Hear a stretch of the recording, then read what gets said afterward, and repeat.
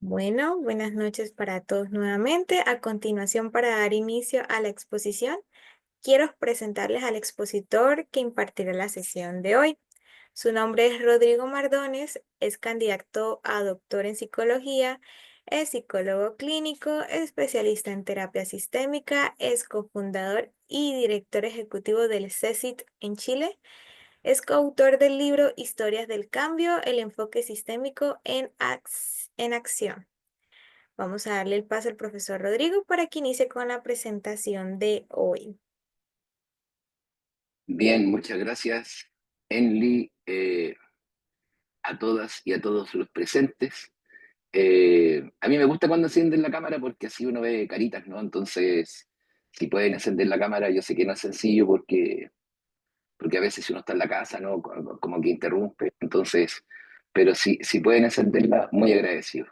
Eh, Quiero agradecer también y de verdad declarar mi admiración. Siempre para mí es como me impresiona, ¿no? Porque sabemos que a esta hora del día, ya sea México o algún otro país, Chile, ¿cierto? Generalmente son como horas de descanso y ¿cómo se llama? Y estar presente acá, sabemos que en el fondo, claro, tal vez hay una expectativa de aprender algo, pero en general las profesiones que trabajamos con personas, ese aprendizaje se traduce en prestar un mejor servicio, ¿no? A personas que nos consultan y que vienen muchas veces en dinámicas de estar, ¿cierto?, afectados en su bienestar, salud mental, sufrimiento. Entonces sí es un acto, ¿cierto?, muy altruista el sacrificar horitas, ¿no?, de familia, de pareja o por último de distracción, o conduciendo, ¿no?, como Romina ahí, ¿cierto?, para escuchar. Espero que esté a la altura de lo que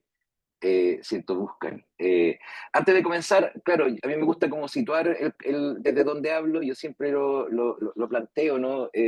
Tengo que decir, soy un sujeto ya, ¿cierto? Clásico de los 70, por lo tanto estoy pisando ya los 51 años, ¿no? Entonces eso me pone en perspectiva de distintas cosas, ¿no? Al respecto de la actualidad, pero también un hombre heterosexual cis. Yo nunca he tenido que hacerme preguntas al respecto. Cuando digo eso, más que un ejercicio, cierto, de arrogancia, es decir, son mis sesgos. Es decir, no puedo ver el mundo como lo ve una mujer, ¿cierto? O algún colega que habite, ¿cierto?, desde otra identidad sexual. Y desde esa perspectiva pido disculpas, porque, ¿cierto? Si en algún momento digo algo, ¿no?, que pudiera hacer sentir mal o excluye, ¿cierto?, otras formas de ver lo que voy a plantear, no es con intención, son mis egos hablando, y si gustan corregirme, yo agradezco, ¿no? Así que lo pueden hacer micrófono, abierto, privado, yo gracias cuando me corrigen, ¿vale? Segundo, creo que, claro, hablo de mi experiencia que fue durante mucho tiempo muy intensa de académico, es decir, enseñando en pregrado. Yo siempre enseñé terapia en distintas universidades. Hoy día me alejé de la academia, cierto, universitaria, básicamente porque siento de que no han habido ni siquiera los esfuerzos de querer actualizar las problemáticas que se enseñan, ¿no?, hoy día en psicología, al respecto de los desafíos que nos instala este contexto social, cultural y económico transversal en Latinoamérica.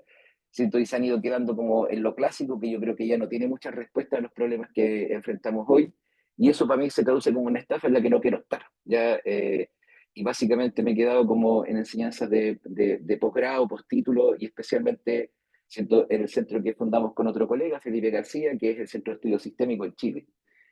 Eh, eh, y por lo tanto digo eso porque, claro, en el efecto de enseñar, quienes han trabajado en la academia, uno sabe que hay un sustrato de la asignatura que se repite y que, claro, uno de tanto repetirla se le vienen ideas propias, ¿no? Entonces hace propia síntesis. Y eso lo digo porque en algún momento suelo ser como un poquito muy centrado en el yo, es decir, yo pienso de esta forma.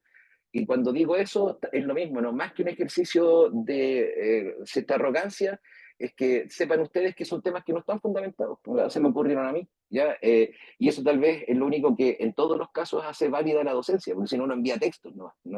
Entonces cuando aparezca así como muy yo pienso, entonces ustedes toman distancia, ¿cierto? Y dicen, ya, esto es lo que se le ocurre a él, lo toman o lo dejan, perfecto, ¿vale? Eh, y creo que en ese sentido, ¿cierto?, son como los espacios de los que hablo. Hoy día también tengo que decir la terapia en una perspectiva bastante particular. Como psicólogo yo partí trabajando en casi todos los ambientes en los que se podía trabajar. mi declaración de ya entré, ¿cierto?, en la adultez, ¿cierto?, ya media, ¿no? 50 años, que dije, puedo ofrecer terapia para colegas, ¿no? En su mayoría muy jóvenes, y estoy segmentado solo en el trabajo terapéutico con colegas psicólogos, psicólogas, psiquiatras. Ya no atiendo gente normal, público en general, terrestres o cosas por el estilo, ¿no? Así que la terapia hoy día la habito desde ahí. ¿Vale? Entonces eso un poquito, ¿ya? Hoy día hablar desde el vínculo terapéutico, que a mí me interesa tensionarlo hacia allá, ¿no? Para poder mirar algunas cosas, entonces desde la atención tal vez ustedes, ¿cierto?, puedan sacar algunas cosillas que se apliquen, ¿no?, al trabajo clínico en lo personal, ¿vale? Y claro, y una de las cosas que me interesa resaltar hoy día tiene que ver con los elementos también, siento que uno podría declarar como performativos, siento, en la terapia, relacionadas al vínculo terapéutico, y como tal, también siento en una perspectiva clínica, ¿no? Es decir, el vínculo terapéutico, siento, tiene un potencial sanador, si quisiéramos decirlo así, siento muy, muy importante, como también tiene un potencial, ¿cierto?, en términos afectivo, perdón, nocivo, ¿no? Un mal vínculo en terapia puede ser muy nocivo para la persona que está asistiendo a él. El vínculo en terapia ha sido estudiado largamente, ¿no? Desde probablemente los orígenes. ¿Cierto? Podemos atribuir a Freud ya la formalización, ¿no?, de un proceso clínico. Hay experiencias anteriores, sobre todo, que vienen desde la hipnosis, como situaciones que van como fenómenos emergiendo, ¿no? Y uno puede hacer un rastreo, ¿cierto?, anterior a cómo hay formas de abordaje de problemas que en el origen de la psicología clínica, más allá de que sea psiquiatría o psicología, ¿cierto?, están presentes, que es lo que está siempre a la base en el origen de nuestra disciplina, ¿cierto?, tanto como para psicólogos, psicólogas y psiquiatras, ¿cierto? En el origen, en el fondo, es como cómo observar, ¿cierto?, un fenómeno que a los ojos de los primeros, ¿cierto?, fundadores de esto, tiene que ver con un problema médico en la psicología clínica, en el contexto médico, ¿cierto? Y que es básicamente responder a la pregunta de por qué una persona, ¿cierto?, que al examen físico de ese tiempo aparece sana, presenta una afección física que no tiene fundamento en lo físico. Y ahí hay que recordar, ¿cierto?, nuestros estudios de historia, ¿no?, de la psicología, lo que eran, ¿cierto?, lo que se describía como histeria, ¿no? En general como situaciones con, podríamos decir, ¿cierto?, una sintomatología bastante variopinta, ¿no?, desde las parálisis, ¿cierto?, convulsiones, cosas por el estilo. Y ya en ese momento, cuando Freud empieza como a consolidar, podríamos decir, ¿cierto?, una forma de trabajar, observa el tema del vínculo, ¿no? Hay textos en donde se plantea, ¿cierto?, este deseo de Freud de plantear podríamos decir, señales, ¿no? Un poquito más en la línea de ser bastante más paternal, esta idea de poner la mano en la frente, ¿no?, a la persona que está, ¿cierto?, en la consulta. Él ya observa, podríamos decir, en el inicio, la importancia de que el trabajo que se va a hacer en esta área, ¿cierto?, requiere, podríamos decir, cierta atmósfera interaccional, emocional, ¿cierto?, que permita a la persona de alguna forma abrirse, ¿cierto?, a las temáticas que vienen. Eso, claro, lleva a un problema, ¿cierto?, que se empieza a observar desde el psicoanálisis, relacionado con la transferencia, a la cual no me voy a alargar, ¿cierto?, porque son temas, cada uno, ¿no?, en sí mismo son temas largos, no, no, lo cito, ¿no?, en tanto lo que quiero subrayar más adelante, pero sobre todo, ¿cierto?, enfatizando en lo que va a ocurrir, en lo que se describe como transferencia, ¿ya? Si pudiéramos como mirar algo desde acá, es como probablemente, ¿cierto?, la mirada del vínculo a partir de fenómenos suele plantearse, ¿cierto?, desde una perspectiva que a nosotros nos deja como un poquito, ¿cierto?, aséptico. Es decir, puede ser que el paciente o la paciente, ¿cierto?, empiece de alguna forma a proyectar en nosotros, ¿cierto?, experiencias más emocionales. Claro, pensado desde el terapeuta hombre, te das cuenta, entonces aparece la idea de transferir, ¿cierto?, esta imagen de paternal, ¿cierto?, que pudiera experimentar, por ejemplo, el paciente, y de pronto se empieza a observar también esta dinámica, te das cuenta, de parte del terapeuta, pero bastante más escéptica, porque del terapeuta también hay otros tipos de transferencias de las cuales no se trabaja tanto en esta línea y que tiene que ver, por ejemplo, con transferir la teoría.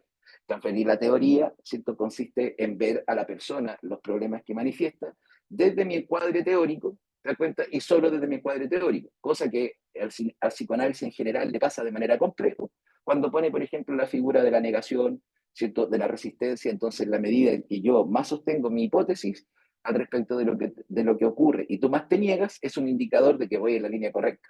¿Te das cuenta? Porque aparece una forma ¿cierto? De resistir a esos elementos. Pero no se plantea, por ejemplo, cómo la teoría se transfiere, si veo todo desde mi óptica. Ya, más tarde Roger, ¿no? Que va a ser probablemente de los que más ha impactado transteóricamente, es decir, en las distintas escuelas de terapia que se empiezan a observar después, bajo los valores, ¿no? Que él va a plantear, ¿cierto? Enfatizando el valor de la empatía, ¿cierto? La autenticidad, ¿sí? Y la aceptación incondicional, ¿ok? Que están como principios, ¿no? De fondo, quienes han tenido que ver de pronto ciertos videos de Roger, en general mantiene como una postura bastante distante, cierto, serena, impávida ante cierto trabajo con sus pacientes.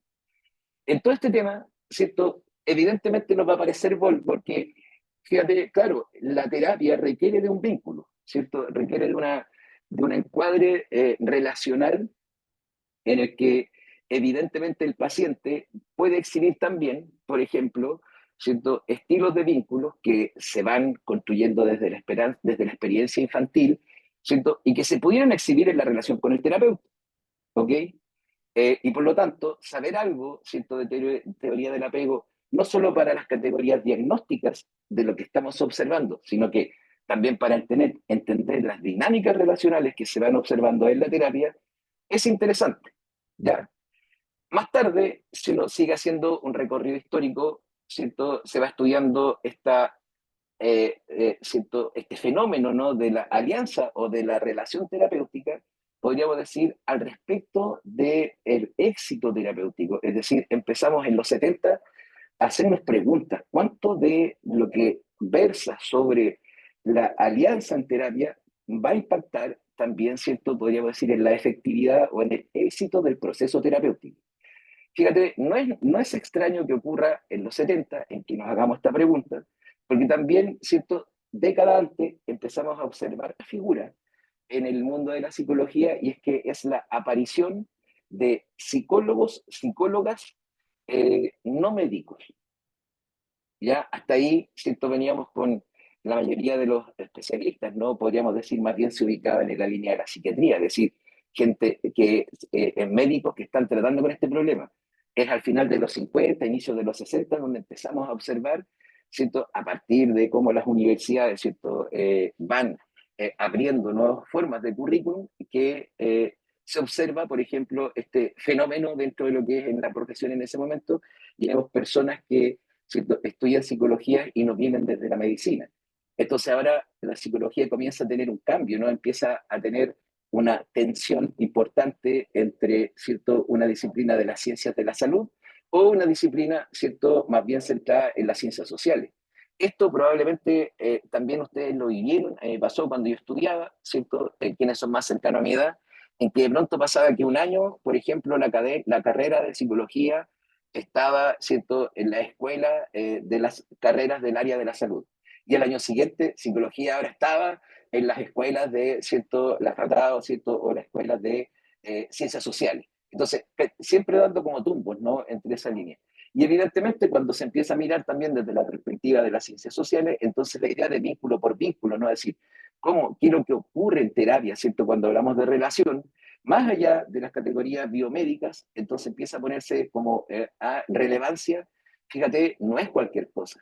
Pareciera ser que el vínculo terapéutico tiene que ver también, siento, con el éxito del proceso terapéutico.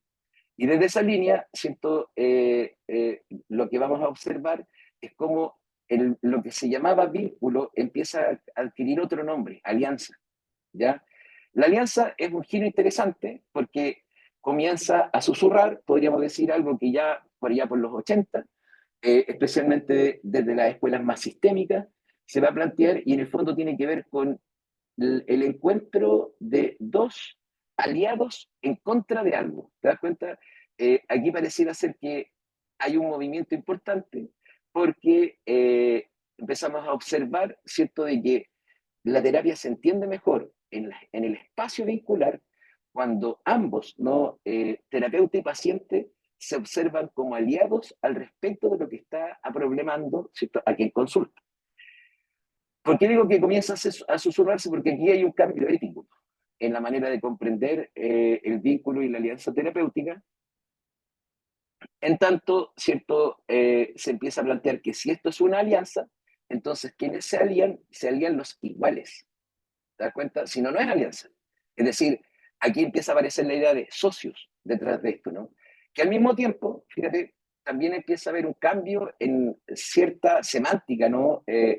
Dentro de la clínica que consiste, especialmente en los ambientes más del norte, en empezar a referirse a la persona que viene a terapia ya no como paciente, sino que más bien como cliente, que en Latinoamérica suena feo, ¿no? El concepto cliente siempre nos suena como a mercantil, ¿no? Así como, ya, alguien que viene a comprar algo. No, acá el cliente está más bien situado en el espacio de, a ver, si no es paciente, ¿qué es lo que es? ¿Ya? Es un cliente.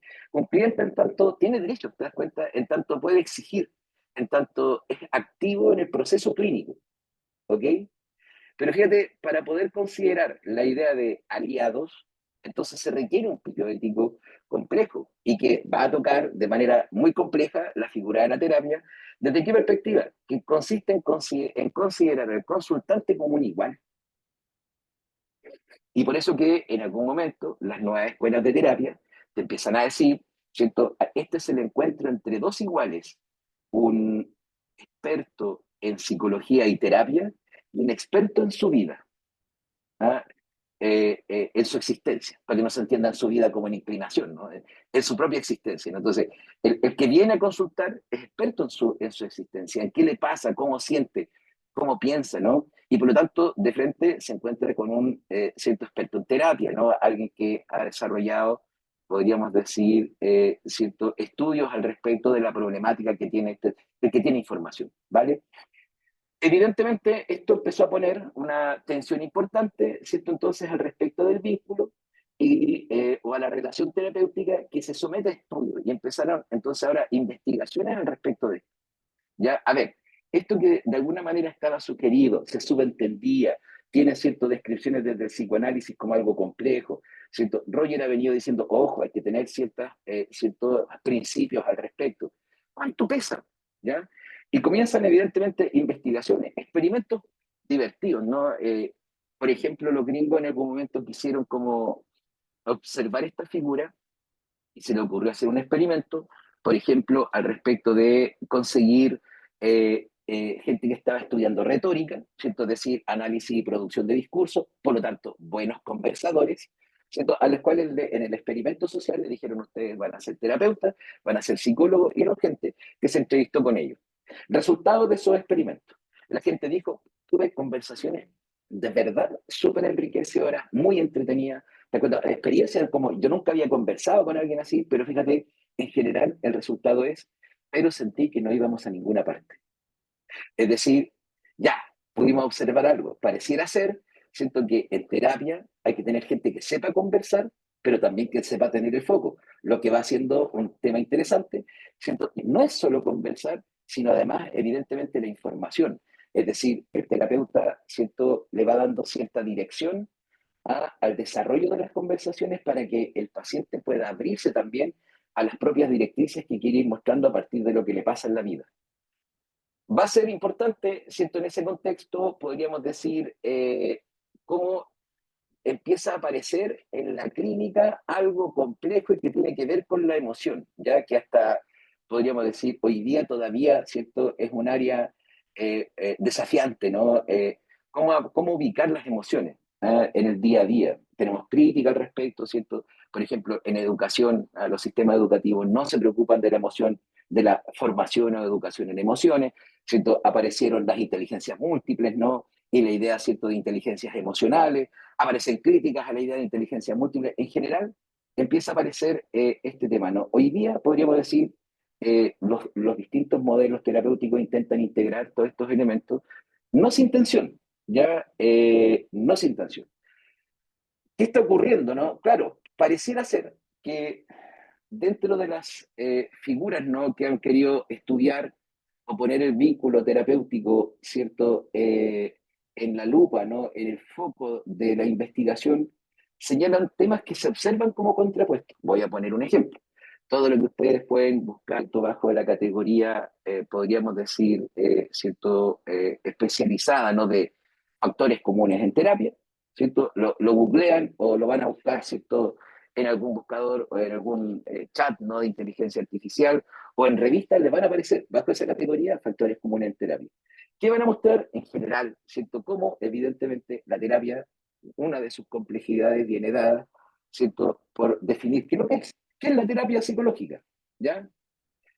Mí, yo siempre cuento esta anécdota, es muy divertida, ¿no? Porque en general yo en las tardes estoy con mi hijita más chica, tiene 6 años, ¿cierto? Desde la pandemia, que cuando estoy en la casa cuando ella está conmigo, eh, claro, tengo que hacer terapia, no la puedo dejar dando vuelta porque yo en un edificio. Entonces, como son colegas, yo les digo, mira, tengo que estar con mi hijita. Ella no escucha nada porque estoy con audífono. Si te molesta que esté presente, sesionamos en otra hora, pero ahora ya está presente. En general, como además son más mujeres las que atienden, porque son más las mujeres las que consultan, ¿no? Por temas de salud y cuidarse. Entonces, Rodrigo, no hay problema. Y la Matilde, se mi hija, se pasea por aquí en los lados. De repente se ve la cabecita que pasa para allá, vuelve y cosas por el estilo. Entonces, ¿por qué digo esto? Porque estando en kinder, ¿cierto? Entonces viene la gran pregunta que hacen en algún momento las tías sobre los oficios y a qué se dedican los papás.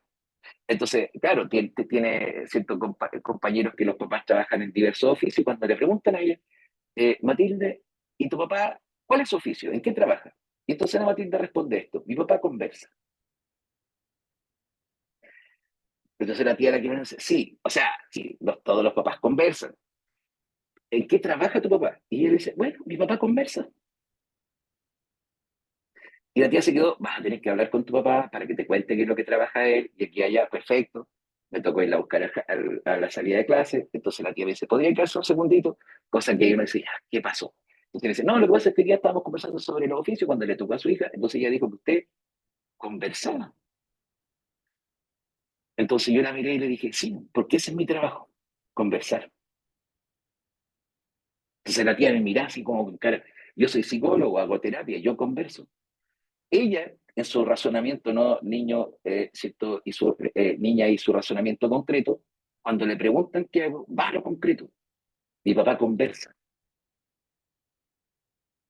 Eh, Fíjate, a nosotros nos pasó, acuérdense, a más de alguno nos pasó que estando en terapia, estudiando en la universidad, en cámara GESEL, y uno estaba de espectador y se desconectaba el micrófono. Y si uno mira lo concreto, ¿cierto? La terapia es un encuentro en donde dos se unen, se juntan para conversar.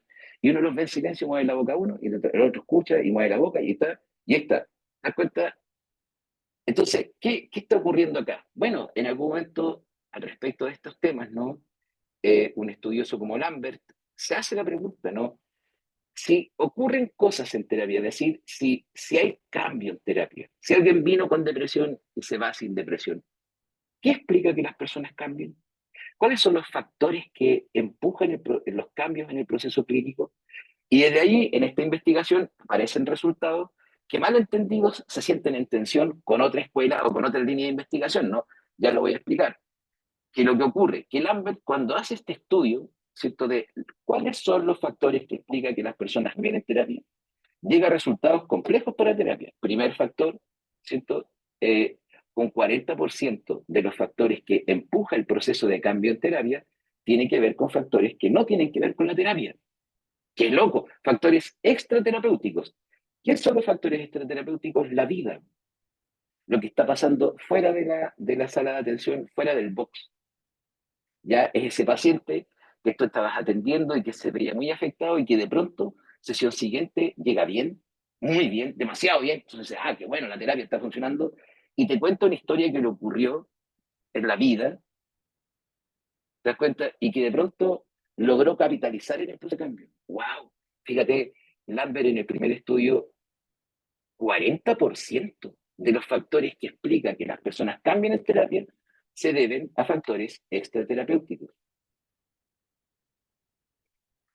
Cuando sigue avanzando en el estudio, se da cuenta de que los factores, ¿cierto?, relativos a la relación terapéutica en su estudio pesan un 30%. Es decir, el vínculo en terapia empuja el proceso de factores de cambio en un 30%. Solo el vínculo, que es algo complejo que tú empiezas a jugar cuando se atiendes online, cuando ya aprendes la cámara, se atiendes presencial cuando abres la puerta, ¿no? Es decir, yo puedo abrir aquí y encender la cámara, aparece mi paciente y dice, puta, se parece a mi papá. Y es justo con el problema que tengo, ¿no? Me pasó siendo supervisor en la universidad, eh, le designaron a una estudiante, ¿no?, de la universidad paciente. La chica parece abrirle la puerta a la paciente y la paciente entra y les dice, ¿ustedes van a ser las terapeutas? Chicas de la universidad, 24 años. Sí, le dijeron ella. Yo vengo para tratar un problema que tengo con una hija que es de la edad de permiso y se fue. Hay una parte del vínculo que está puesta ahí, no depende de nosotros. Imagínate. Y luego eso va a pesar un 30%. Qué complejo, qué complejo. Cuando tú observas esto, ¿cierto? Entonces empiezas a decir, ya, fíjate, Lambert avanza, ¿no? Y te queda 40% de factores terapéuticos, 30% está pesando, ¿cierto? El vínculo, la relación terapéutica, 15% los elementos relativos a placebo o esperanza, ¿no? Que es como que, no sé, alguien deriva a un paciente a hablar conmigo, contigo, te cuenta y te dice, no, ese terapeuta es seco. Ah, esa psicóloga a mí me ayudó demasiado. Entonces no viene con una expectativa, fíjate, que se traduce o se pesquisa en peso en la investigación de un 15%. Y el último 15%, entonces Lambert sitúa, te cuenta, la técnica y el enfoque.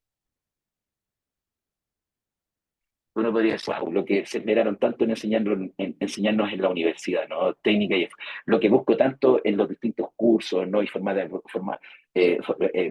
de formación, ¿cierto? Técnica para esto. Bueno, en el estudio de Lambert está ahí. Hace poquito, ¿cierto? Desde terapias contextuales, fíjate, el peso de la relación terapéutica, repitiéndole en la investigación, se eleva. Qué complejo. Esto te cuenta en una mala comprensión, le pega a otro lado propio de la terapia que está estudiando, ¿cierto?, la técnica y la evidencia. Entonces, los modelos clínicos, siento que han querido centrarse en la figura, ¿cierto?, de basados en la evidencia científica. Les duele que les digan que la técnica pesa menos, ¿ah? O pesa un 15%, tampoco. Pero claro, es complejo porque yo que trabajo en eso, y en CESIS hemos venido desarrollando ya un tercer Fondesit estudiando el tema del trauma, fíjate, se entiende, claro, que tengamos evidencia científica, la gran pregunta es cómo la obtenemos. Entonces, por ejemplo, ahora estamos estudiando, siento, cómo las personas, cierto, cómo las distintas técnicas de abordaje de trauma pueden presentar mejor resultado al respecto de qué, de personas que han sufrido un delito violento. Pero para eso yo necesito una población de personas que ha sufrido delito violento, porque las voy a medir. ¿Qué pasa con los que van, cierto, por ejemplo, desde la línea de la terapia breve? ¿Qué pasa con los que van desde la escuela cognitiva conductual? ¿Qué pasa, por ejemplo, para decirte desde terapia mindfulness, aceptación y compromiso, mindfulness? Ya. Y pongo los tres modelos terapéuticos a correr. Pero mi población de pacientes no es cualquiera, porque tengo que pensar que son personas que han sufrido un delito violento en este último rango de tiempo. Entonces no son todos los que yo pesquisé. ¿Te das cuenta? No tienen que tener comorbilidad a la base, porque entonces no puedo saber si la variable, ¿te das cuenta?, trauma por delito violento está siendo abordada o no, efectivamente, por los distintos técnicas y escuelas de terapia. Tengo que fijarme en cierto de que ciertos delitos violentos caben dentro de esto y otros no. Por ejemplo, abuso sexual no está integrado en el estudio. Y eso es lo que te exige de alguna forma, siento, planteado ahí, ¿no? Entonces, dicho eso, siento, fíjate, claro, lo que nos entrega la evidencia está en un contexto experimental y uno podría decir con un tipo de paciente que no existe. Lo tuviste que filtrar tanto que en la terapia, ¿cierto?, no es tan así. Y por otro lado, te tienes que cerciorar, ¿cierto?, de que los distintos terapeutas apliquen de alguna forma, ¿cierto?, como se necesita cada uno de los protocolos que yo estoy pidiendo. Solo se dan esas figuras en modelos experimentales. Entonces, tienes esta tensión en donde, ¿cierto?, pareciera ser que unos se complican con los otros. La verdad es que la tensión no existe, ¿no? Las tensiones más bien existen cómo uno se quiere, ¿cierto?, camisetear, ¿ya? O con el que uno se quiere matrimoniar. Pero es más complejo aún esto, ¿cierto? Porque el vínculo en terapia hace parte del encuentro entre humanos. La terapia a la base es un encuentro entre personas, en su expresión mínima, consultante y paciente y terapeuta, ¿cierto? Puede ser pareja y terapeuta, puede ser familia y terapeuta, pero es un encuentro entre personas. Y aquí hay un tema, porque la manera en que nosotros vinculamos socialmente está complejizada por temas que son actuales. Por ejemplo, ¿cierto? Hoy eh, nuestra dinámica relacional, social, política y económica es lo que describimos como capitalismo. La crítica al capitalismo no tiene que ver, no me sitúa a mí como Rodrigo Mardones en el comunismo. Es, podríamos decir, el modelo que ganó, ¿te das cuenta? En esta cierto, forma de construcción social occidental. Y el capitalismo, entre sus cierto, formas, ¿no? De poder desarrollarse, conlleva un rompimiento con la tradición occidental al respecto. Siento de que hasta antes de la experiencia del mundo, de la lógica capitalista, eh, Occidente, desde la herencia de los griegos, siempre ha entendido la relación entre individuo y lo colectivo, o lo social, si lo queréis llamar así, como una relación de codependencia, de colaboración. Es decir, fíjate, eh, esta idea de sujetos individuales privatizados es propia del capitalismo. Nosotros siempre nos entendimos en Occidente en una relación de colaboración con lo social. De hecho, el concepto, te das cuenta que siento que observa al sujeto que está tan centrado en sí mismo que no observa lo social, en griego, siento, la palabra que lo identifica es idiota. Para nosotros como alguien idiota, alguien con cierta dificultad en la inteligencia, ¿no? Idiota no significa tonto. ¿Ah? Idiota significa alguien incapaz de salir de sí mismo. Por eso que el concepto idioma, que es el mismo, la contracción más es una afirmación, ¿no? Entonces es alguien que es capaz de salir de sí mismo. Por eso el idioma, siento, lo conceptualizamos como la posibilidad de comunicarnos. Hablamos un mismo idioma. El idiota es el que está encerrado en sí mismo. ¿Lo ven? A la larga, evidentemente que hay una afección en la inteligencia, porque aquel que piensa solo en sí y no en lo social, te das cuenta, termina tan afectado, ¿no? Porque en la medida en que yo desarrollo una relación con lo social, entonces voy a tener beneficios. ¿Te das cuenta? En Chile esto ha sido como, siento, en Chile esto ha sido complejo, por ejemplo, disculpen colegas mexicanos y de otros países, ¿cierto? Por ejemplo, en la discusión sobre las pensiones. No voy a entrar en detalles de eso, ¿no? Pero, por ejemplo, estaba una idea de tener un fondo común de pensiones para la gente, ¿cierto? A nivel nacional, y está la idea de mantener las pensiones como, ¿cierto? Una capitalización personal. Hubo un movimiento que para defender las pensiones en capitalización personal se llamó Con mi platita no, con mi platita no. ¿Te das cuenta? Raro, porque en el fondo, si tuviéramos un fondo común en donde todos ponemos la plata de nuestras pensiones ahí, probablemente, matemáticamente, tendríamos mejores pensiones que las que logramos capitalizar de manera individual. Idiota. El que es incapaz de salir de sí mismo, y evidentemente, idiota, el idiota no se interesa por la política, porque el idiota es el que entendió, ¿cierto?, que la política es mala, es asquerosa, es de gente, te das cuenta, aprovechadora, es el capitalismo hablando. El capitalismo rompe esta relación, te das cuenta, y nos sitúa en un espacio de conceptualización de la experiencia, ¿cierto? Individual, el individuo individual privatizado, en donde lo colectivo y lo público es amenazante. Eso, nosotros somos herederos de eso. O sea, la cosa se puede observar como cuando uno gana unos pesitos más, tiene hijos, entonces saca el hijo de la educación pública y lo manda a la privada, porque uno piensa que es mejor. Te cuenta, uno prefiere comprarse un autito para no andar en la locomoción pública, porque en lo público te amenazan. Te das cuenta, te asaltan, ocurren cosas feas. Uno gana un poquito más de peso y sale de la salud pública y se va a la privada. Sin ningún fundamento. Lo que hemos visto hoy día en toda Latinoamérica es que sí tenemos estados corruptos y sí, ¿cierto? La economía privada es igual de corrupta. ¿Te das cuenta? Ese es el capitalismo hablando, ¿cierto? En donde al mismo tiempo, en ese momento de la historia, ¿cierto? Desde que nace la psicología a la fecha, de alguna forma a la psicología se le empieza a demandar algo que tiene que ver con la medicina, especificidad. en medicina siempre hay que ser claro, yo tengo que tener exámenes objetivos al respecto del problema que tiene mi paciente, porque el medicamento que yo le voy a dar, te das cuenta, tiene que actuar sobre el patógeno determinado y no sobre todo el órgano o no toda la organicidad. A la psicología se le empieza a demandar lo mismo, ¿no? Sea exacto en su diagnóstico. Lo que no está mal, pero sí nos pone en un problema, nos empieza a hacer actuar, eh, podríamos decir, en dinámica laboratorio. Y eso explica, por ejemplo, cómo todavía las escuelas clásicas instauran la idea de que la interacción entre el consultante y cierto, el terapeuta debiera estar en un marco muy aséptico de lo que es la experiencia afectiva, dar cuenta de lo que va a ocurrir en terapia.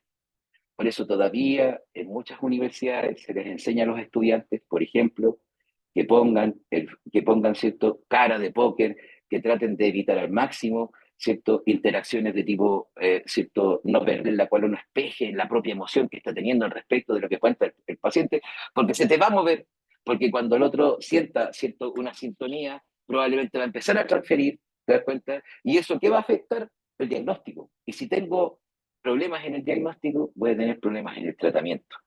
Y ese es un modelo epistemológico, biomédico de entender la terapia. El problema está en otro lugar, que cuando miramos desde el trabajo terapéutico nos damos cuenta de problemas que son complejos. Por ejemplo, sin un vínculo terapéutico, la elección de la técnica adecuada es imposible.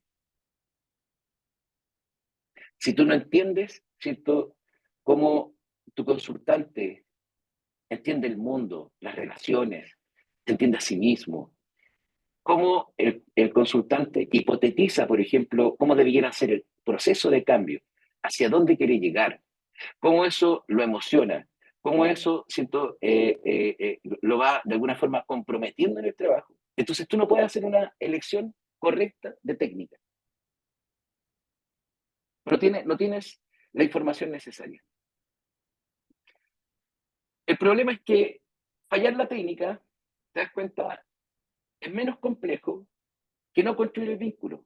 Porque en la no construcción de vínculo, entonces tú te arriesgas a un problema complejo, que es esto, una equivocación de tipo moral o ética, ¿no? Cuando me refiero a eso, no estoy hablando de preceptos, no, estoy hablando de que no entiendes el dilema moral que está afectando a tu paciente.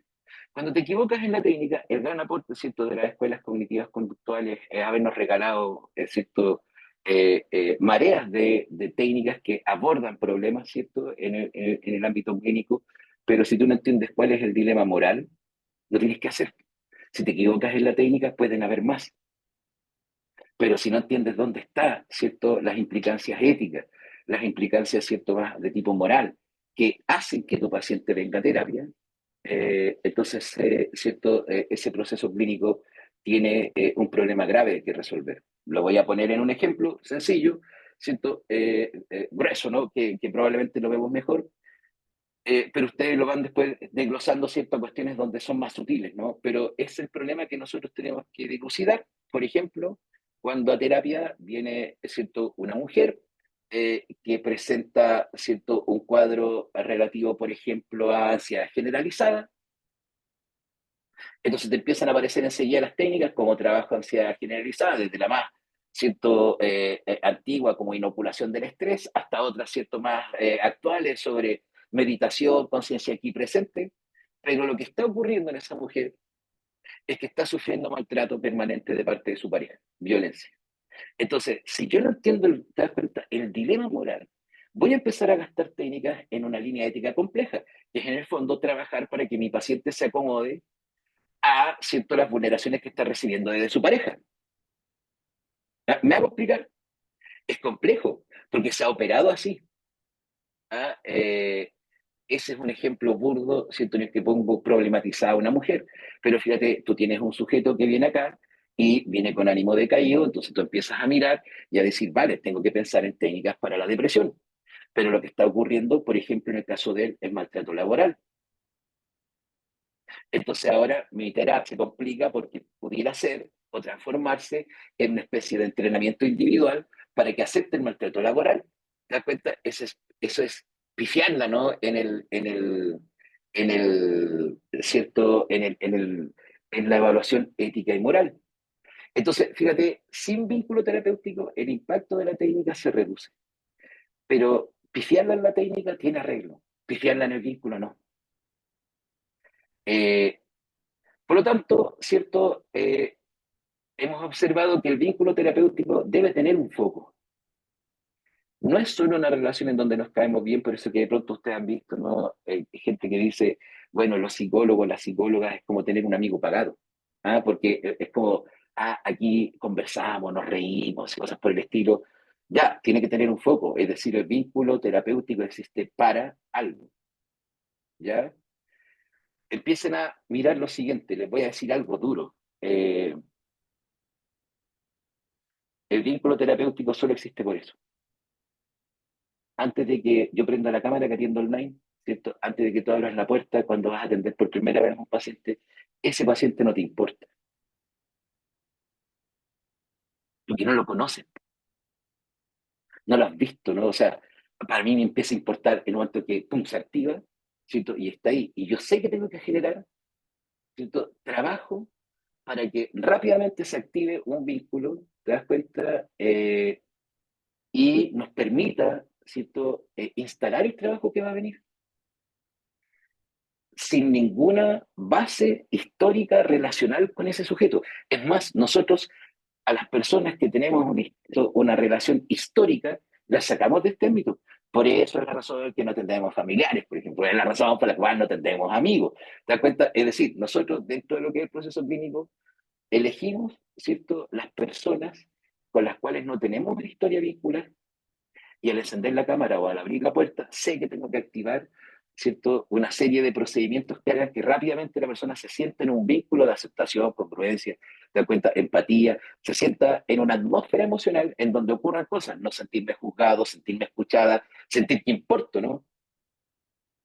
A mí me ha pasado y probablemente a ustedes también, ¿cierto? Y por esto no quiero hacer una crítica, porque yo creo que todos hemos tenido un paciente que ha ido donde otro terapeuta con una crítica respecto a nosotros. Pero me ha pasado, ¿cierto? Terapeutas que te dicen, no, mira, lo que pasa es que la experiencia anterior pasó que no me hablaba. Estaba ahí así como, ya, sí, claro, bostezó. Chuta, qué complejo. Entonces nosotros además estamos demandados a tener que activarnos, ¿cierto?, rápidamente en la creación de un vínculo con alguien que de verdad no nos interesa, que sí después sí no nos empieza a interesar y todo lo demás.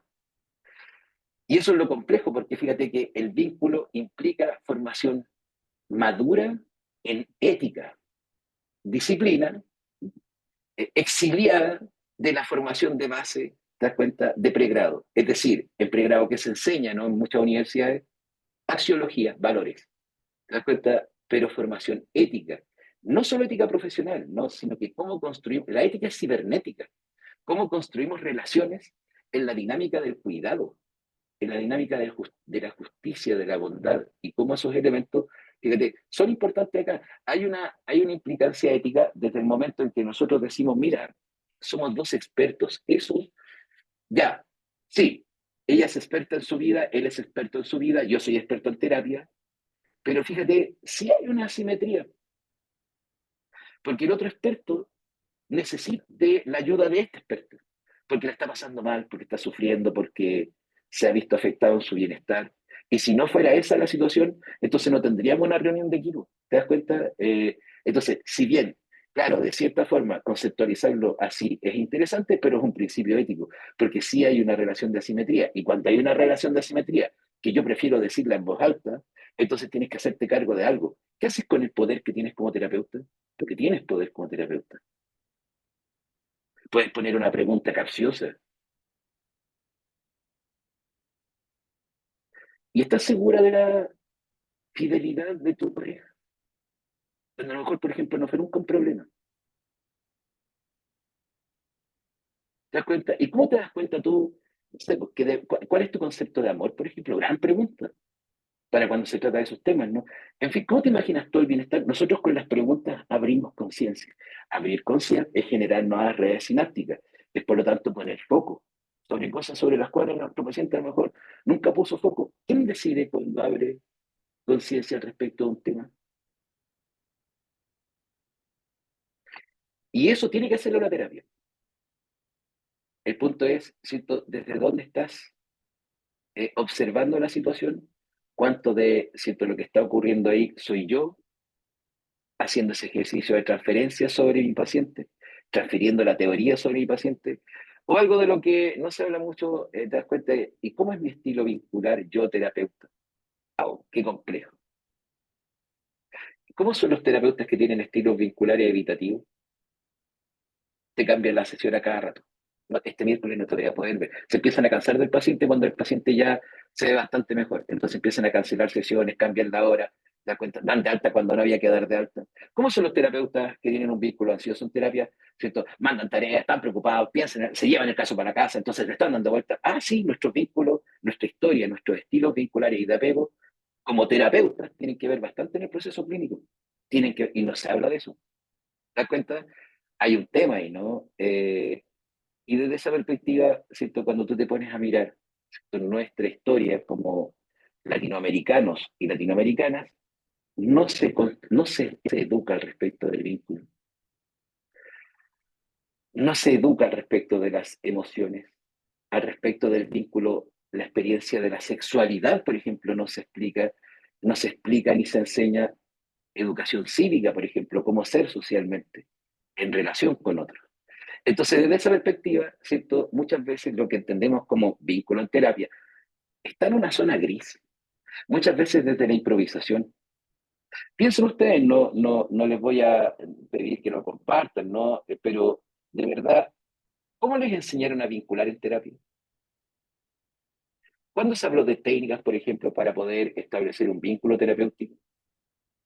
Yo les voy a decir lo que probablemente a muchos lo que les tocó. Por ejemplo, ¿cierto? Experiencias que los gringos sacaron desde, ¿cierto? O sea, perdón, tips que los gringos sacaron desde las experiencias naturales. Es decir, por ejemplo, pareciera ser que las personas que se implican en una conversación, ¿cierto?, significativa, se miran más a los ojos, lo calculo, 45%, sí, no, perdón, el 75% del tiempo se miran, ¿no? Que establecen contacto visual. Entonces a nosotros nos enseñaron que era importante establecer contacto visual conversando con los pacientes, pero no tanto porque si te pasas de ahí, el otro se puede sentir incómodo, ¿ok? Probablemente si se formaron en nuevas escuelas de terapia, por ejemplo, no sé, en el caso de las escuelas sistémicas, que tienen una influencia importante desde la hipnosis ericksoniana, que espejar. ¿Te das cuenta? Acompasar es importante. ¿En qué consiste? Asumir la postura del otro. Si el otro se cruza de brazos, yo como terapeuta me cruzo de brazos. Si el otro pone la cara así, yo así despacito, ¿cierto? Me ubico así. Si está, ¿cierto?, cruza las piernas, yo cruzo la pierna. Pero luego yo bajo la pierna para ahora empezar a modelarlo, ¿no? Y yo bajo los brazos para que él se empiece a abrir canalmente, reflejar verbalmente. Es que me acabas de decir esto, parafrasear, y no verbalmente. Y un gran problema es saber conversar. Siempre en mi generación, ¿cierto? Están criticando bastante las generaciones nuevas a las cuales les dicen, bueno, estamos ante generaciones de estudiantes que no logran, ¿cierto?, instalar interacciones por sobre 145 caracteres, que era la que, ¿cierto?, medía a Facebook o, ¿cierto?, hoy día X, ¿cierto? Como que esta idea de conversar la perdimos. Y es complejo porque hay terapeutas enseñando, ¿cierto?, en pregrado y te lo dicen. Es complejo conversar con las nuevas generaciones. Y eso es una historia larga, ¿no? Nuevamente, si uno mira, ¿cierto?, las adolescencias y la infancia bastante más solas, papá, mamá trabajando, solo una crítica para las mamás, sino que en el sistema, ¿cierto?, fueron quedando más solos. Hay estadísticas que miran, por ejemplo, grado de soledad que experimentan niñas, niñas y adolescentes. Entonces, ¿te das cuenta? Entonces, acá estamos teniendo un problema que tiene que ver, ¿cierto?, con, en el fondo, cómo hemos ido perdiendo, ¿cierto?, o al menos transformando las maneras de vincular desde la conversación, desde el encuentro con otro. ¿Ya? Y por eso es que en este espacio se abre la gran pregunta, en algún momento, ¿iremos a ser reemplazados por inteligencia artificial? ¡Wow! Temazo. Bien, pero dentro de todo elementos, claro, el vínculo en terapia o la terapia mirada desde el vínculo también es un acto performativo.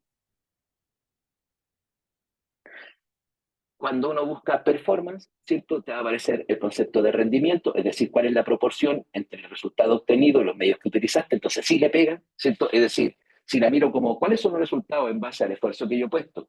En esto, cuidado, pero está esta actividad artística que tiene como principio básico la improvisación y el contacto directo con el espectador, ¿cierto? Desde los otros elementos performáticos, también tiene que ver con cuál es, ¿cierto?, lo que nosotros estamos transmitiendo.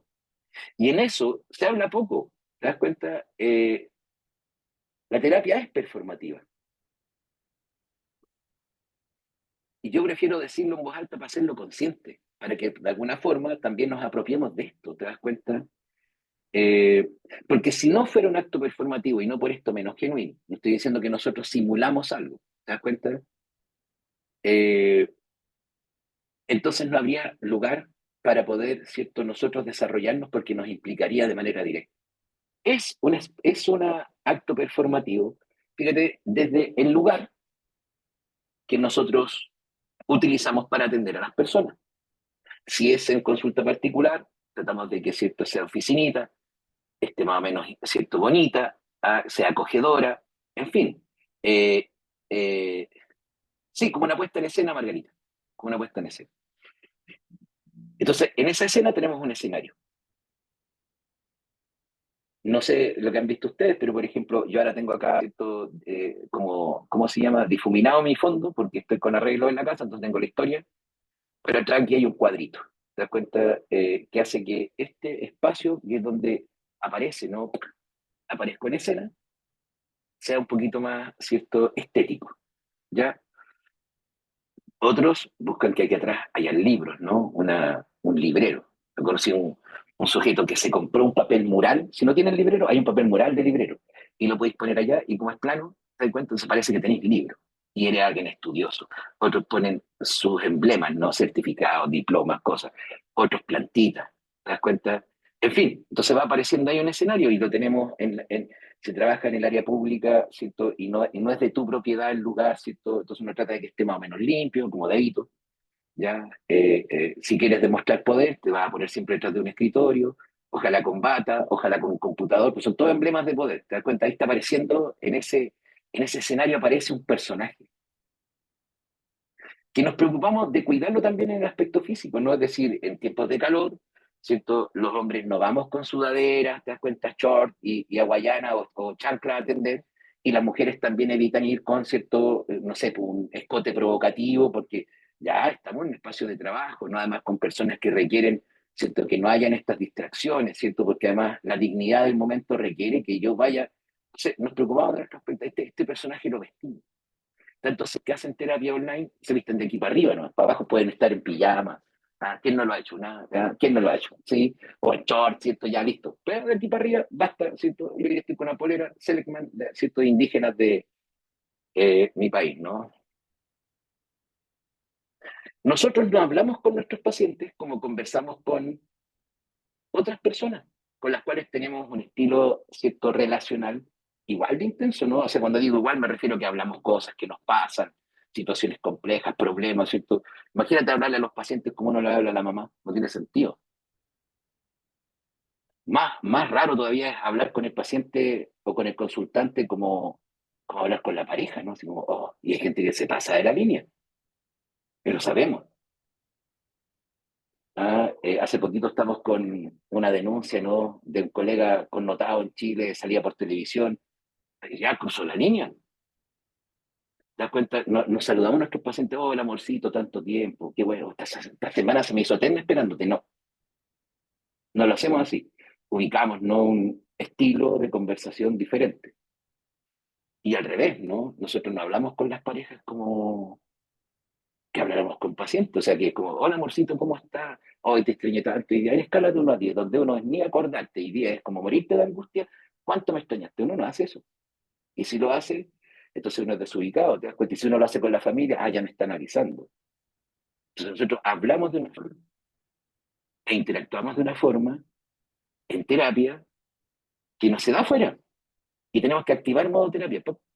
A mí es súper loco porque cuando hago clases, como en el diplomado que estamos mostrando, yo no describo cómo hay que hacer las cosas, yo demuestro. Entonces les pido a los colegas que están ahí, ya, necesito que alguien haga de paciente y vamos a hacer ahora, ¿cierto? Un role-playing. Y para mí es pesado porque estoy hablando en modo profesor que tiene que ver con, para de pronto pum, cambiar el tono de la voz, ¿te das cuenta? La prosodia, para hacer ahora una demostración de cómo yo atiendo en terapia y ahora estoy activado en modo terapeuta y no, no en modo profesor y tengo que bailar. Y el otro colega también está complejizado porque ya no está en modo estudiante, está en modo paciente haciendo roleplaying. ¿Te das cuenta? Dominios diferentes, ¿no? Entonces de pronto pasamos de uno a otro.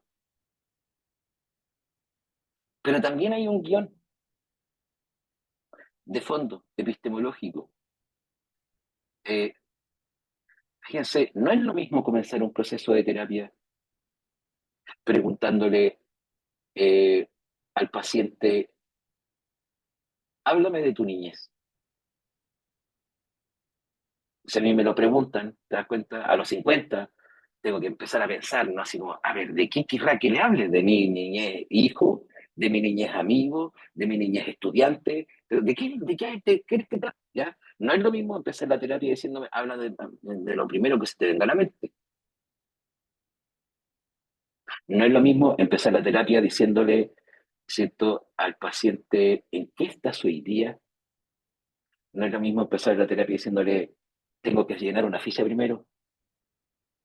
En cada uno, te das cuenta de esos guiones, sí hay un trasfondo epistemológico, ¿ya? Si yo pienso, parto, porque yo habito la terapia, te das cuenta desde la premisa epistemológica de que los eventos que han ocurrido, ¿cierto?, en el pasado, o más complejo aún, ¿no?, que nosotros en el presente experimentamos, te das cuenta, efectos de causas que están en el pasado. Entonces ahora tengo que ir a buscar al pasado lo que explica el presente. Hábleme de su niñez. Hay una apuesta epistemológica que considera los problemas, que considera la mente. ¿Te das cuenta? De esa forma. Hábleme del pasado. Ya, tú puedes cuestionar, ¿y qué te va a decir? Bueno, lo que ocurrió. ¿Y cómo sabes tú que te va a decir lo que ocurrió? ¿O te va a decir lo que percibió que ocurrió?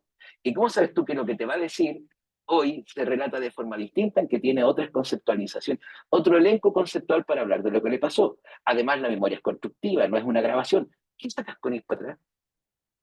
¡Wow! Ya, y el que a lo mejor pregunta ahora, ¿no es demasiado superficial partir preguntándole, oye, ¿en qué estás hoy día? ¿No es demasiado institucional partir diciéndole, tenemos que llenar una ficha primero? Lo cierto es que todos, todas, tenemos un acto performativo cuando entra nuestro paciente, ya sea en la oficina o le enciendo la cámara. La pregunta que hay que hacerse en lo personal, ¿cómo es mi personaje en terapia? ¿Qué transmito en ese proceso, en ese espacio? Y eso es algo que quería compartir con ustedes hoy día.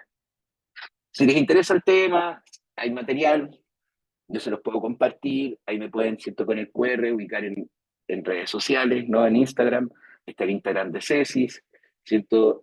Habitualmente cuando me escriben yo respondo, si me demoro en responder, recuérdenme, porque así me sacan del sentimiento de culpa que me da después de haberme dado cuenta que me escribieron y no respondí. Así que ahí está, no sé, hay espacio de preguntas, ¿cierto? Levantaron la mano, porque después hay que hacer un sorteo, así que ahí levanto la mano, Álvaro. Sí, Y después, vamos con Álvaro y luego vamos con Ángel. Vamos aquí yo. viendo. Ujú. Bueno, Álvaro, te estoy solicitando el audio. Listo. Buenas noches, profesor. Me encantó la cátedra, ¿cierto? Es algo que tenemos que tener en consideración porque hay que crear un vínculo del primer momento. O sea, yo creo Sí. que eso es esencial. La primera sesión es la más importante. Ahora me quedo también con el personaje. Mm, En cuanto al personaje, yo creo que la autenticidad es nuestra mejor arma. Puedo estar equivocado y ahí es donde yo también ujú, invito esa es la pregunta que yo tengo. ujú, Entonces, desde la autenticidad también es necesario ujú, mostrar esa diferencia o esa relación de poder. Pero me refiero a un poder responsable porque nos ujú, domina la ética.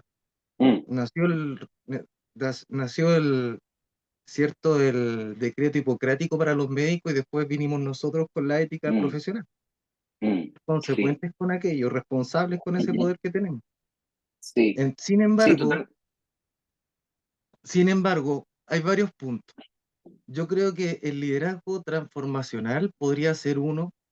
Hay Ujú, habilidades blandas y habilidades duras que uno tiene que ir fortaleciendo, ¿cierto?, en el ejercicio de la profesión.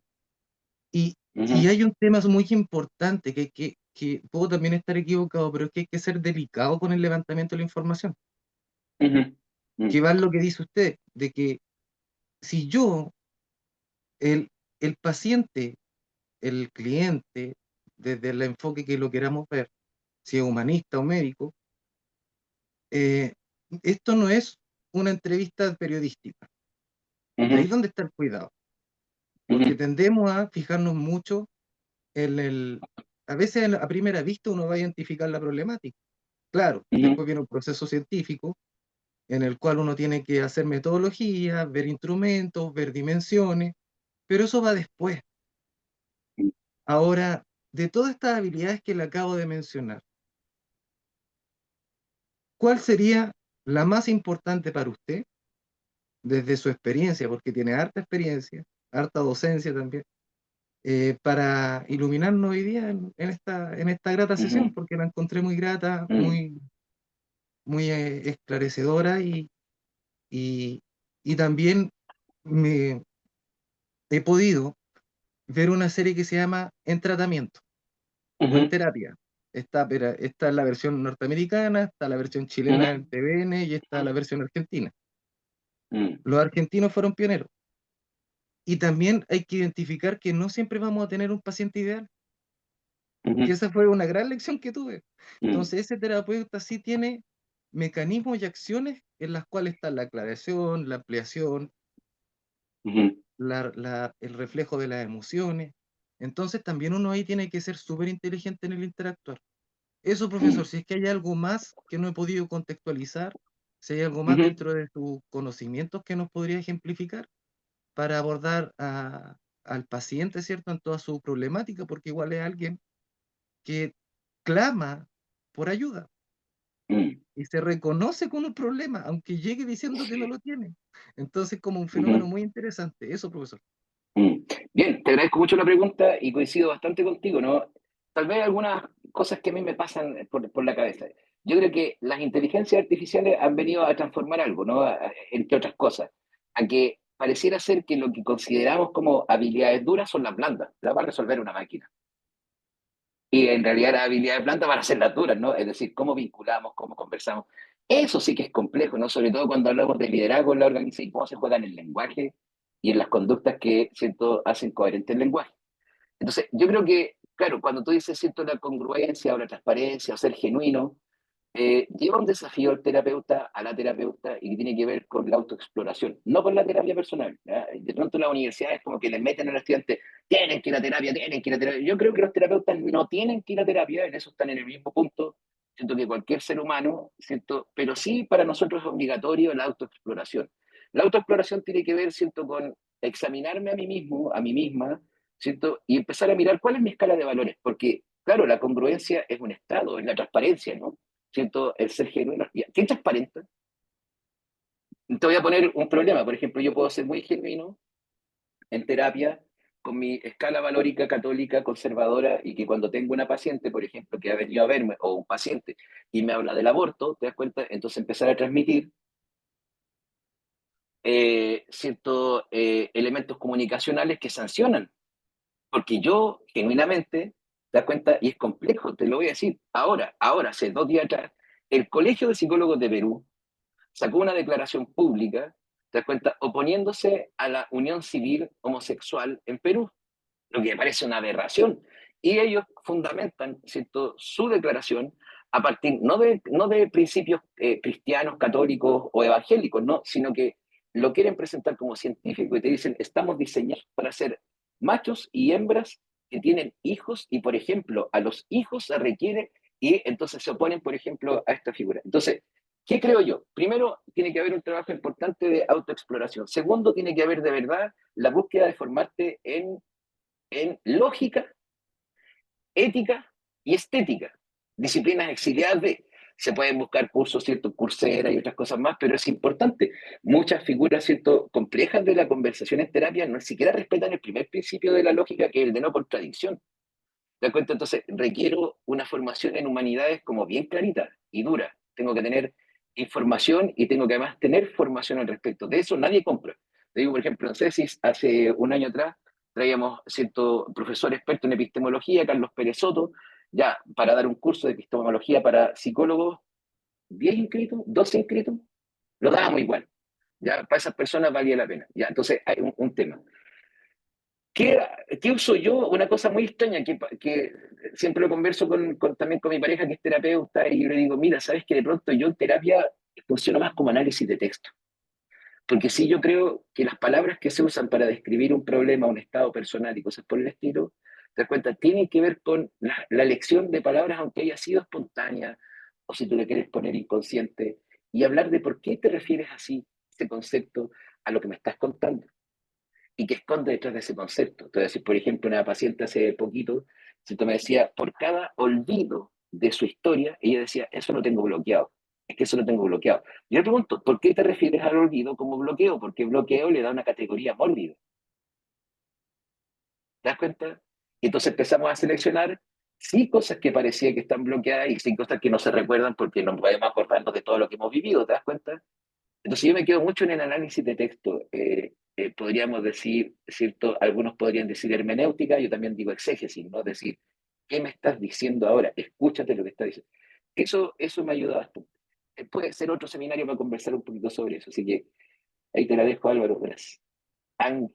Ángelo o Ángelo, sí, tiene un bonito en alto.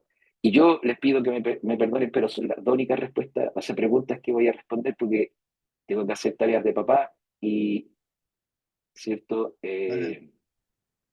Profesor, Y de ahí primero que viene, todo ¿cierto? agradecer la cátedra, muy buen seminario, por todos los conocimientos brindados en este seminario. Mi consulta va específicamente a ciertos pacientes, en este caso pacientes con diagnóstico de trastorno de personalidad, y finalmente el vínculo de por sí se torna todo un desafío. Entonces, quisiera ver como desde su experiencia, o más bien con este tipo de pacientes, cómo se puede hacer el manejo de la alianza sin que se torne desde la contratransferencia también, que empieza a tornar eh, la generación de este tipo de pacientes, porque Mm, tienden a invadir un poco muchas veces, proyectan demasiado, y ahí obviamente el trabajo de uno como terapeuta es fundamental en términos de marcar esa línea de decir, ya, ok, lo que es mío y lo que mm, es del paciente finalmente. ujú, Entonces desde ahí viene mi pregunta como más específica en ese aspecto. ujú, ujú. Ya, lo que pasa es que tu pregunta conlleva algunos elementos que son interesantes de establecer en la base, ¿no? Claro, tu pregunta focaliza sobre pacientes con trastorno de personalidad, ¿ok? Hoy día el concepto de personalidad también está cuestionado. Entonces, ¿qué es lo que yo veo desde lo que entiendo por personalidad? Y si a lo mejor yo saco la figura de las conductas que observo vienen desde la vertiente de una persona con cierto trastorno de personalidad y me quedo solo a mirar las conductas, entonces a lo mejor puedo buscar ejes prácticos al respecto, pero hay personas que me dicen, mira, yo no doy mi WhatsApp porque mis pacientes no quiero que, ya, yo lo doy, ¿te das cuenta? Nunca me ha pasado que me ha tocado, y eso que he atendido personas ¿cierto? Con problemas que se podrían describir desde ahí, que no me ha escrito. En un momento, un paciente que no presenta o no exhibía cosas por ahí, sí me escribía. ¿Te das cuenta? Entonces yo como muy concreto, así como, mira, si tú me escribes por WhatsApp, se me desordena el proceso de trabajo, porque ahora yo no voy a saber que se conversó por WhatsApp y que se conversó en sesión. Entonces, yo lo que creo, ¿cierto? Es que el WhatsApp lo usemos para problemas como no voy a poder estar hoy día en la sesión, necesito que me reagende, ¿cierto? O algo muy grave que requiera así como un apoyo de llamada, ¿te das cuenta? Pero si tú me hablas por WhatsApp todo el tiempo y luego estamos en sesión, ya se nos van a confundir los temas, ¿no? Entonces, por lo tanto, entonces me quedo más bien en un registro muy conductual de explicar clarito. Por eso que una cosa importante, ¿no? Que a mí me preocupa, ¿cierto? Es que de pronto hemos tenido colegas que piensan que el encuadre se puede, te das cuenta, desplazar a una segunda sesión. Y el justificativo es, no, porque si yo hago el encuadre enseguida, tengo que decir, ¿cierto?, que la confidencialidad se rompe, ¿no? Entonces, cuando la persona se quiere suicidar, y entonces alternativa A, Si yo le pregunto o le menciono el suicidio, capaz que le dé una idea que no tenía y se suicide debido a que le mencioné el suicidio, cosa que en suicidología está claro, cuando se hace suicidio, ¿te das cuenta? Se puede evitar, es un factor protector, ¿ya? Otros te dicen, no, porque como que me van a ver muy rígido, muy frío, entonces prefiero hacer el encuadre después. ¿Y qué pasa si en ese momento, te das cuenta, la persona te dijo algo que es materia de tener que derivar o pedir ayuda a otra instancia? Entonces, como tú no le advertiste, eso es una traición. El problema de no plantear el encuadre al principio, te das cuenta, es que tú te sales del marco de la terapia y el marco de la terapia está regulado por los derechos del paciente, ¿cierto? Por cada uno de los estatutos legales en cada uno de nuestros países. Por eso que esa gente que vocifera y dice, yo no hago terapia, te das cuenta, yo reescribo historias, son toda una banda de gurús que terminan siendo más tarde todos abusadores, porque la terapia se enmarca en un proceso legal y cuando yo digo, ¿cierto? Mira, primero, ¿cierto? Te voy a contar un poquito en qué consiste la terapia, entonces yo activé derechos del paciente. Y en ese proceso es donde tú vas encuadrando, te das cuenta, eh, yo creo que plantear la figura, ¿cierto? De trastorno de personalidad te nubla un poco, ¿ya? Mírala así como saca esa idea. Sí, hay situaciones más complejas como por ejemplo problemas que ya están en el orden más médico, como, no sé, piensa todos los clústeres de esquizofrenia y cosas por el estilo, pero esa gente no viene a terapia psicológica a la manera, ¿cierto?, en que entendemos la terapia psicológica, eso no te mandan otra trabajo clínico. Entonces yo te diría que por ahí, ¿cierto?, tranquilidad y más bien centrarte en cómo ser las conductas que se esperan para la terapia. Para eso es importante el encuadre, porque lo que se sale del encuadre se reencuadra y no duele. Cuando no encuadraste, tienes que reencuadrar, pero no encuadraste, duele. Es como, wow, ¿por qué me dijo esto? Nunca me lo dijo antes. Entonces, eso es lo que se me ocurre. Bien, le dejo la palabra a Enli, ¿cierto? O Enli, para que voy a sacar esto de acá, ¿cierto? Continúe con el sorteo. Yo, como les decía, no les puedo acompañar más, me toca hacer de papá. Así que eso, ¿vale? Abracitos, que estén muy bien y espero que nos volvamos a encontrar por ahí, ¿cierto? En alguna de las vueltas. Que les vaya Bueno, bien. Chao, chao. Gracias por venir. Chao, chao. Chao, profe. chao, chao. Muy bien, chicos. Como el profe menciona, vamos a proceder a hacer el sorteo. Vamos a dejar de grabar para proceder con la actividad.